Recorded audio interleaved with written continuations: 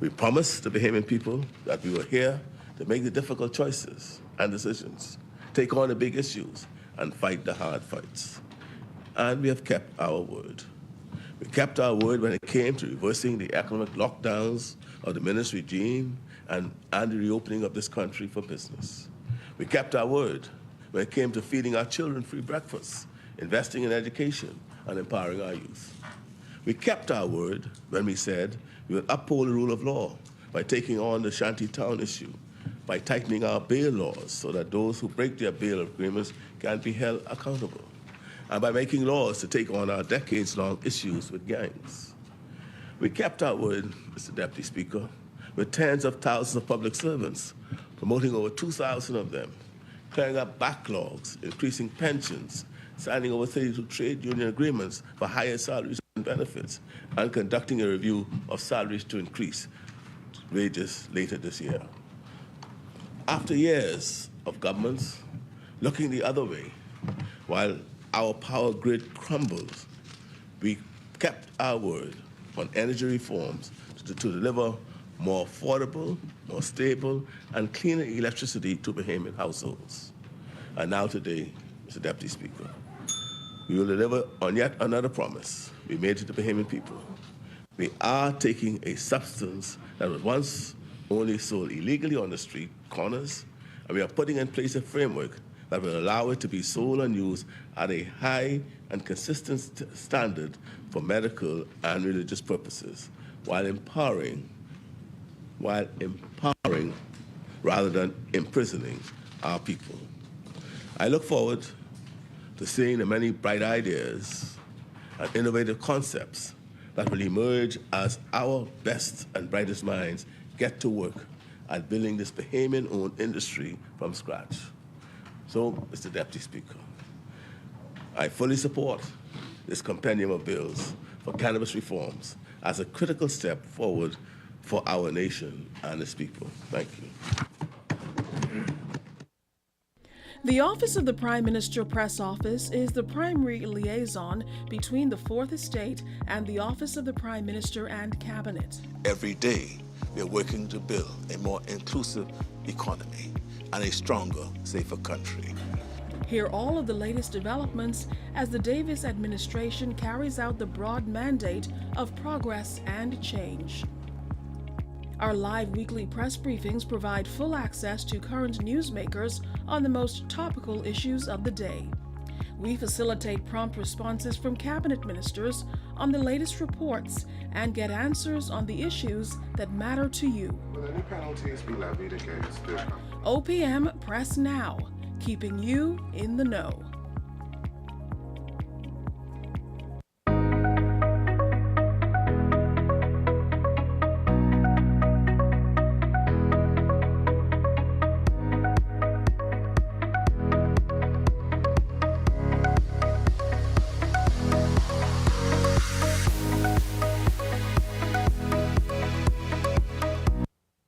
Good morning, everyone. Welcome to the Office of the Prime Minister's weekly press briefing.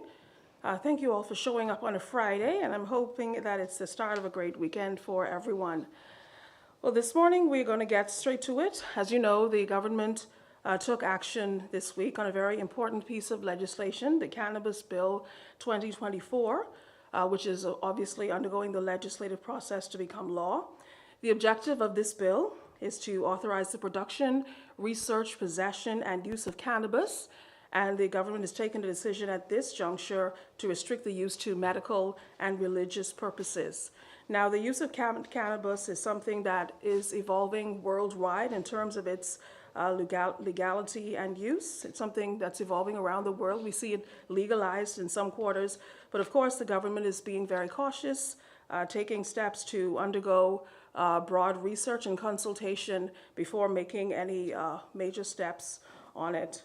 Now, to continue this conversation, we're very pleased to welcome this morning the Minister of Health and Wellness, Dr. Michael Tarvel. Please welcome him. Doctor?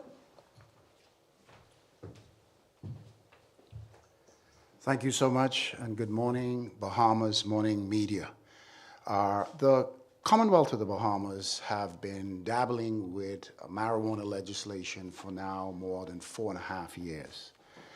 I must say that since coming to office, in conjunction and collaboration with various ministries of the AG's office, we made it very clear in our blueprint for change, if elected, we would proceed with the marijuana legislation and ensure that medical marijuana becomes available in the Commonwealth of the Bahamas. I'm pleased to report that after a lot of work and collaboration with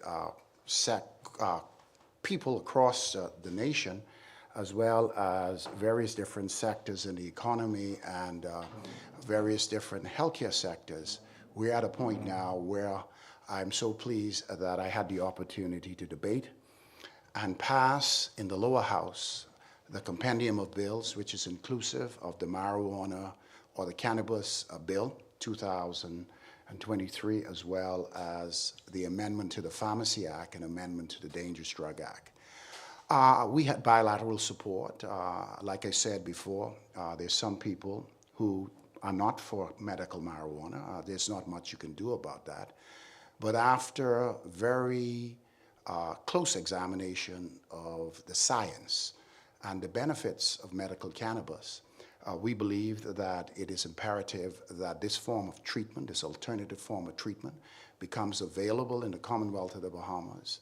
And those Bahamians who are out there who have been petitioning my ministry to ensure that they have the ability to import or to bring into the country medical marijuana, I believe that was an excellent day in the House of Assembly a couple days ago. And now the bill moves on to the Senate, where there will be another debate and subsequently passed, and after passing, it'll be enacted. The point that I'd like to make is, for those who have not read the cannabis legislation, it is important to know that in order for the industry to be very well regulated and controlled, the Cannabis Authority is very important, because they would be the ones responsible for the regulatory framework to ensure that we monitor from a seedling all the way to destruction, including transportation of cannabis in the country. And we have various aspects of licensing that they will be responsible for. The Ministry of Health and Wellness is responsible for monitoring dangerous drugs and controlled drugs.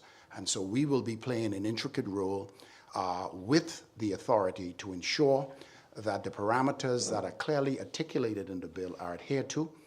And we must not forget law enforcement, because in order for it to be effective, we must regulate and we must enforce the law. The bill speaks about medical cannabis, but it also speaks about decriminalization and also for religious use. The reason why that was included in the bill is because of CARICOM assessment of the industry within the region. We felt that we need to get ahead of what is happening with it, and to ensure that for religious use, we do take it into consideration. I think that has spurred some concern, but it all falls on the regulatory framework, and the government, the Ministry of Health, the Ministry of Agriculture and Marine Resources, and all of the other ministries must play an intricate role, along with the Cannabis Authority and the relative subcommittees, to ensure the training, to make sure that our physicians who will be a part of the industry will be trained in the use of medical cannabis to treat patients who suffer from chronic debilitating diseases, as well as our pharmacists and our pharmacy dispensaries and pharmacy dispensers or cannabis dispensers. Training is very important.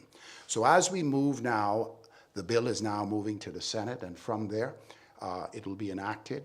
And after it being enacted, we will have to form the Cannabis Authority, who will be the engine and will be a corporation soul in the entire process as it relates to regulations, licensing, and monitoring the industry to make sure that we have a well-controlled industry that will not affect the reputation of the Commonwealth of the Bahamas. And so we are where we are today as a result of dedicated, hard-working teams working on evidence-based information in the region and around the world that has guided the Commonwealth of the Bahamas and the Office of the Prime Minister and my entire team to put together a compendium of legislation that we believe is handcrafted for the Bahamian experience, and we can ensure all of those who are concerned about the regulatory framework. We will be working very closely with law enforcement, as well as a digital program to ensure that we monitor the industry, not from an analog point of view, but from a digital point of view, and that is where the world is heading. We are in collaboration with some of the bigger jurisdictions who have walked this road before, and we intend to utilize the technologies that are available to ensure that we have a regulatory framework in the country that everyone could be proud of, and we will not damage our local reputation. Dr. Darbo will take any questions. Yes. For members of the press at this point, please. Mr. Darbo, are you able, to respond to the objection by the Christian Council in regards to this cannabis bill?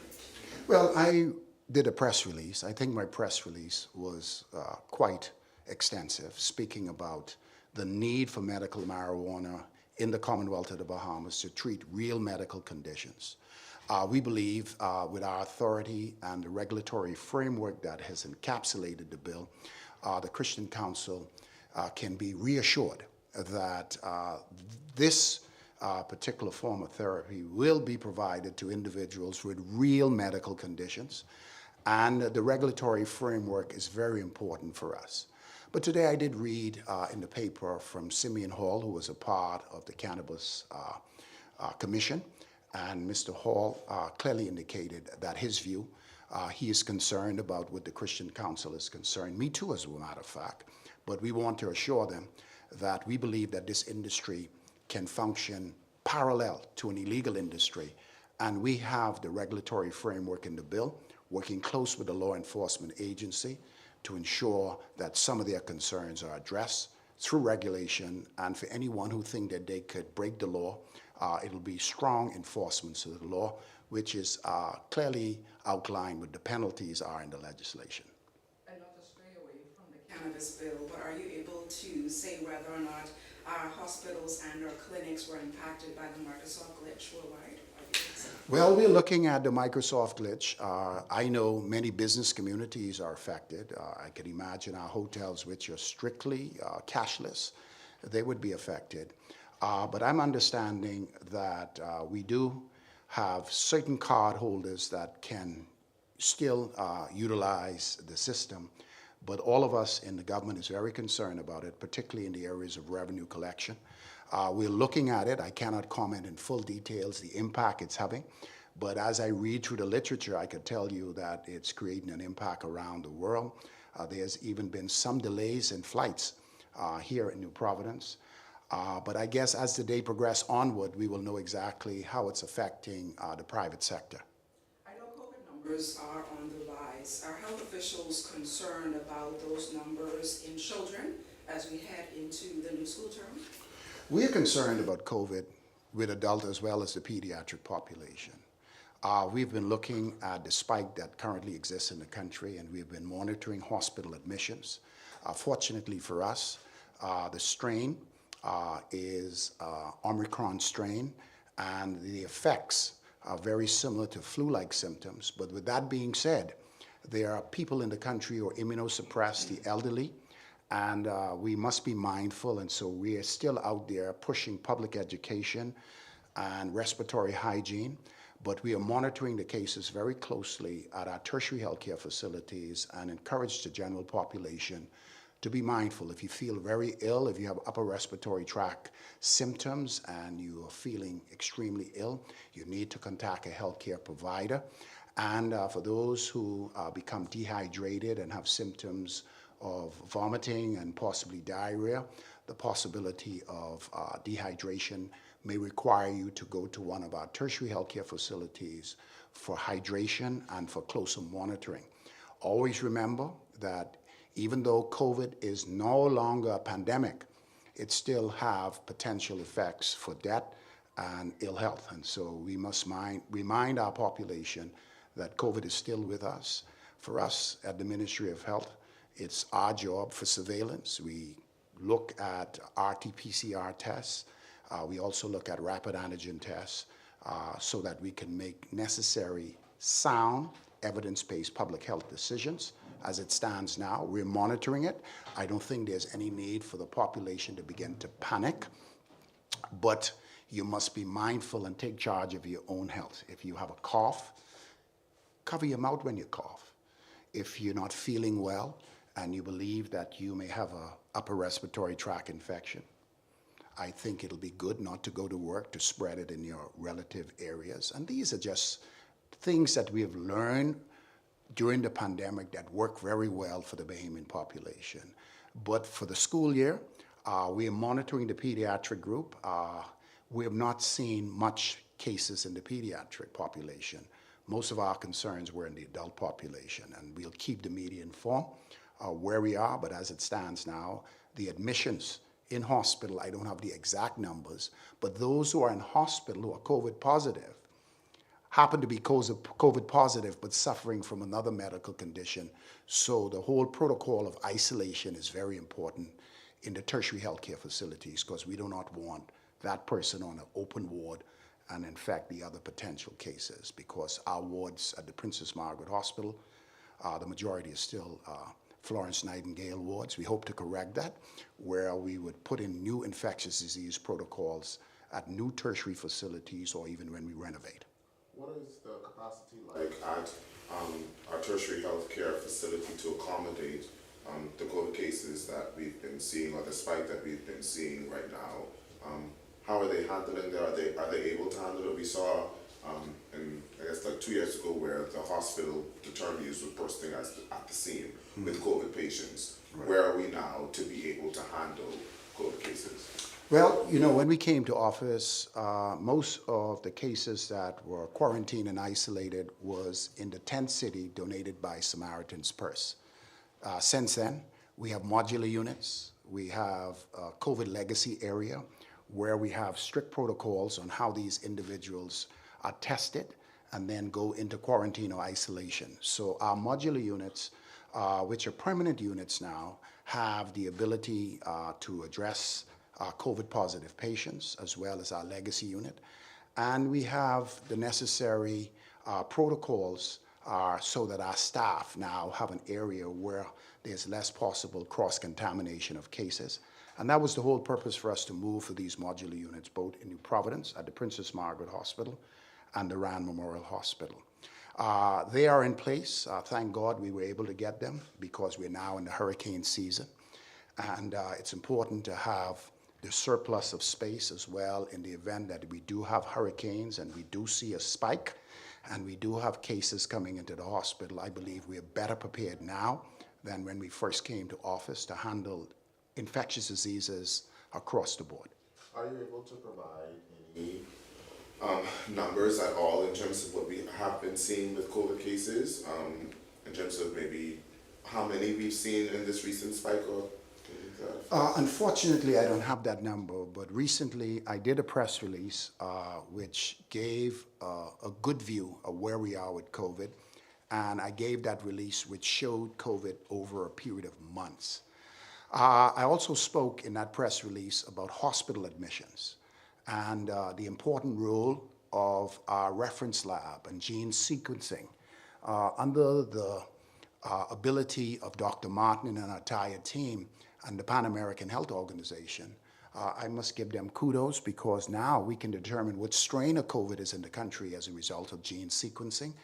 And we are moving in a positive direction. Before, we had to send it to either CAFA or gene sequencing program in South America. Now we're doing most of it in office or in-house, which is proving to be very effective in our public health strategies because we can get the information in short term.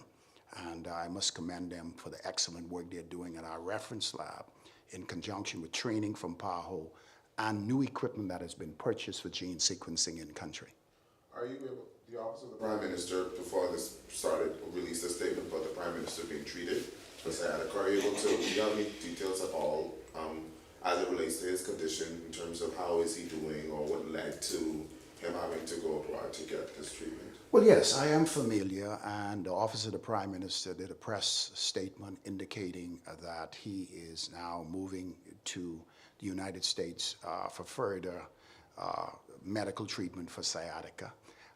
This has been going on for a few months. I don't know. We can see that the Prime Minister sometimes is in some pain. And we've been looking at it, and so he's going to do further studies. I'm sure it'll be inclusive of an MRI to see exactly where the compression on the nerve fiber is. Usually he's fine with sitting. Is when he stands up, he does have excruciating, radiating pain, particularly running down one of his legs. I think it's the right leg. And the right thing to do is to get more in-depth studies to be able to determine the cause and figure out what the modality of treatment would be. So we wish him well. He's just left, or recently left, the UK. He was able to function effectively. But it's something now that we're in the summer break in Parliament. I think this is appropriate time to get that sorted out. But he's in good spirits. He is doing extremely well, except for that pain on standing, and it's something that I think we need to address. Is this something that could possibly result in a surgical procedure for the Prime Minister? And if so, are you able to speak out in terms of what recovery could look like for him? Well, between me and you, if we look at sciatica, there's a conservative treatment. There could be nerve blocks. There can be surgical intervention. I don't want to comment on that to preempt what's possibly going to happen, but I leave that in charge of the doctors who will see him, and I'm sure the Office of the Prime Minister will be informed of whatever treatment course is taken. But it is not a severe situation. It's very uncomfortable, and I think it needs to be addressed.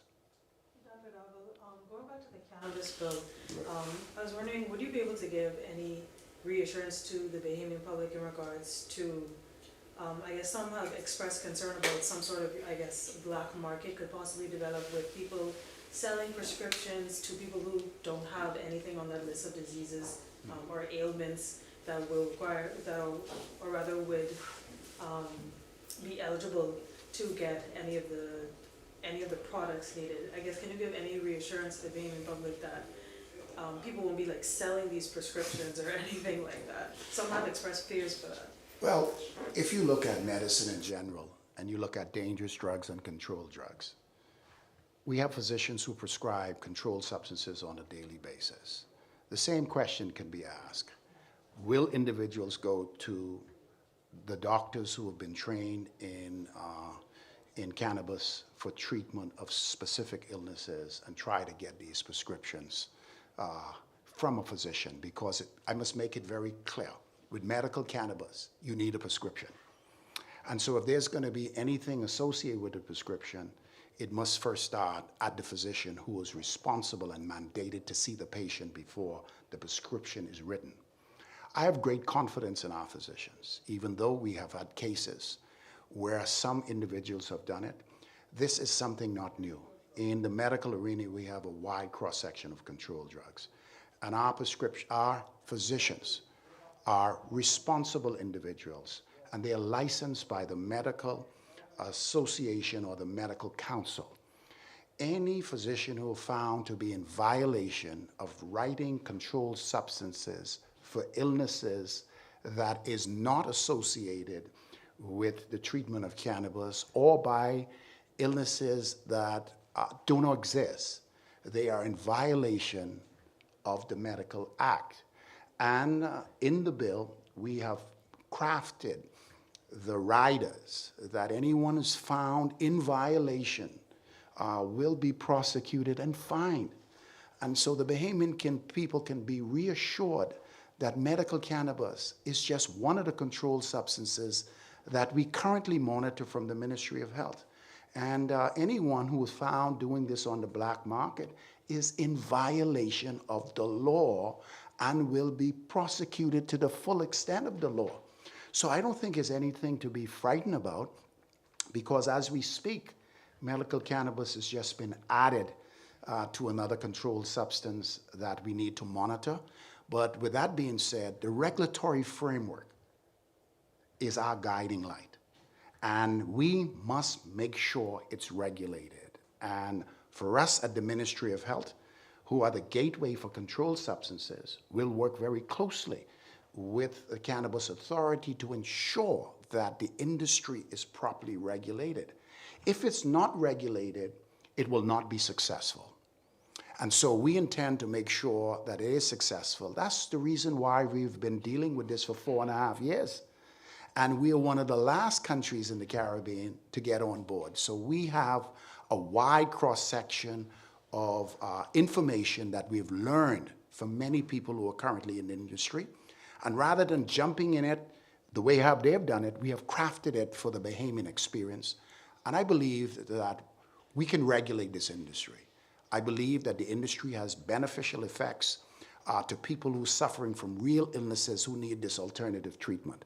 I believe the time has come to an end for Bahamians to have to cross borders with this in their possession and be subjected to the law because it's illegal. We intend to address it, but I believe it will be a great disadvantage to many patients who have been seeking this form of therapy to prevent them from accessing it in the country. And it is our responsibility to regulate it the same way how we regulate all other controlled substances. Yes, there is sometimes where you find confusion and the law will take its course. Minister Javel, I know you mentioned about the Cannabis Authority. When is that expected to be established? Well, once the bill now goes through the Senate, it's passed, it has to be parked. Because if you really look at the bill, you'll see the complexity of the authority. The authority is a corporation soul. The authority has the ability to put subcommittees together to guide them. And this was one of the challenges we had when the Pharmacy Association had a problem with the cannabis dispensary and the cannabis dispenser. We met with them and met with the council to assure them that one of the subcommittees, they will play an intricate role in helping us to craft the curriculum to make sure that the dispenser and dispensary is able to function at that high level to ensure that the regulatory framework is not broken down. Other further questions? Thank you. Thank you very much, Mr. Donovan. Thank you so much. It's so good to have you back at the podium again. Very informative as always. Thank you very much.